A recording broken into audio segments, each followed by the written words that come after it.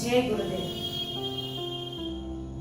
তো অনেক সময় আমাকে এসে বলে যে এ আমার ব্যাপারে এরকম বলছে, ও আমার ব্যাপারে এরকম বলছে, হ্যাঁ, এবং এ আমার পিছনে লাগছে, ও আমার পিছনে লাগছে।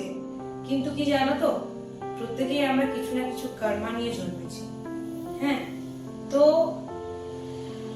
কর্মফল তো তোমাকে ভোগ করতেই হবে। তো এই কর্ম কি করে কাটাবে?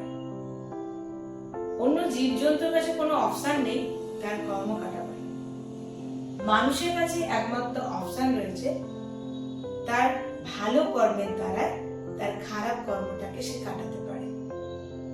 তো এই জন্যে সেবা, সাধনা, সৎসঙ্গ, সমর্পণ ভীষণ পরিমাণে আমাদের প্রত্যেকের জীবনে দরকার। প্রত্যেকেরই আমাদের কিছু কিছু প্রারব্ধ কর্ম থাকে যেগুলো আমাদেরকে ভুগতেই হবে। কিন্তু কি হয়, তুমি যখন জন্মেছো তখন তো লেখনী হয়েই গেছে। কিন্তু কি হয়, জীবনে যখন শ্রী শ্রী রবিশঙ্করজির মতো একজন সদ্গুরু থাকে আর তুমি যখন রেগুলার সাধনা করতে থাকো, সেবা করতে থাকো, তো তখন কি হয়, গুরুদেব খুব সুন্দর একটা কথা বলেন যে তীর এসে তোমার মাথাটায় লাগার কথা ছিল, কিন্তু তোমার জীবনে গুরু থাকায় তুমি সেই দিন কি করেছো, হেলমেট পরে বেরিয়েছো। তো তীর এসে হেলমেটটাকে নিয়ে চলে গেছে।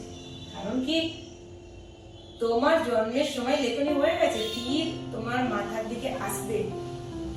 তো গুরু জীবনে আসায় কি হয়েছে, তুমি হেলমেট পরে বেরিয়েছো সেটা, আর তীর তোমার মাথায় লাগলো কিন্তু হেলমেট নিয়ে গেল। তো এই জন্য সেবা, সাধনা, সৎসঙ্গ ভীষণ